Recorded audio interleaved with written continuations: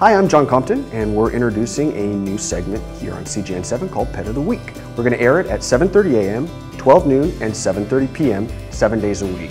So join us as we introduce you to possibly your new pet.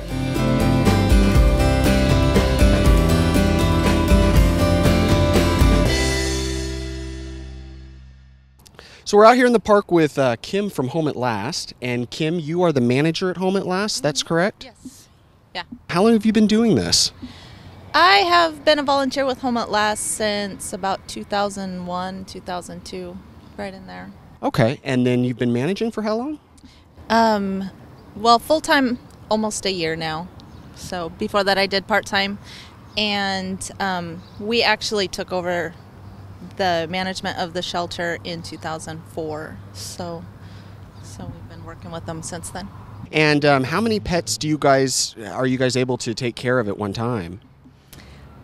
Right now we have 51 cats and 50 dogs, and which is a little more than we like to try to bite off at one time, but it's kitten season. Okay. And with the economy going down, there's been a lot of people who are being forced to move. They can't afford their pets anymore.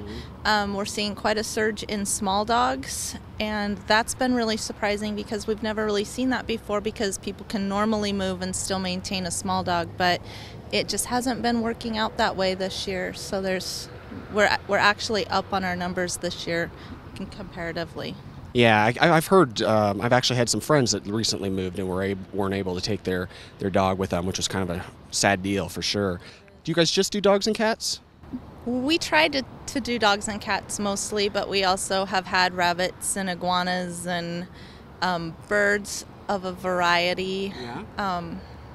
So mostly we're geared up for cats and dogs. Our facility isn't really suited for a lot, but we get our goats and stuff like that on occasion. Really? Too. Well, great. Well, so you will help them find a home at last, whoever they might be. We definitely do as much as we can for that. So. Well, great. So we got Sherlock here, and can you tell me a little bit about Sherlock? Well, Sherlock was a puppy who was in our program, and once a dog is in our program, or a cat, they're in our program forever. And Sherlock was adopted as a puppy, and then his people had to move recently, so they were unable to take him, so he came back to us. Oh, okay. How often does that happen where you have a pet in the shelter and then it ends up having to come back?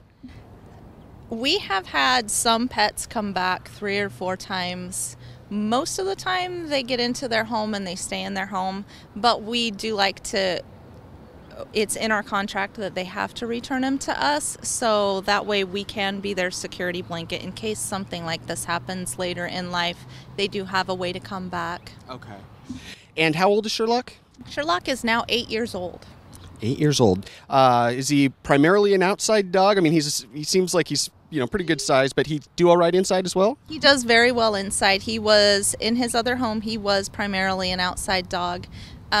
We kind of discourage that. We don't say you can't adopt if it's an outside dog, but we discourage that for the fact that most of the dogs who come to us come a little ill-mannered, and it's because they haven't been used to being inside and being trained. It's easier to forget about obedience training if they're outside and you can just shove them out of the way. So they do attach better to people, and people attach better to the dogs, and they're just a more well-rounded pet if they're allowed to come in and spend time with the family that way.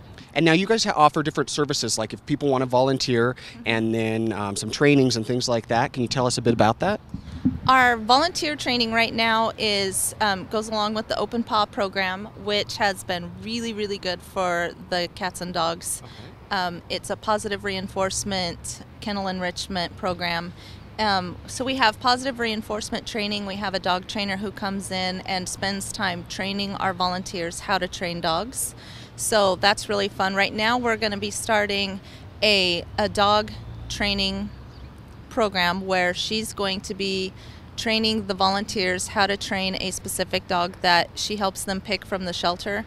So that dog's going to get 3 weeks of training Plus, they're going to go through a How Dogs Learn class and some basics on dog body posture so that they can read their body postures and just learn how to be more effective in the training with dogs. And it's all positive reinforcement.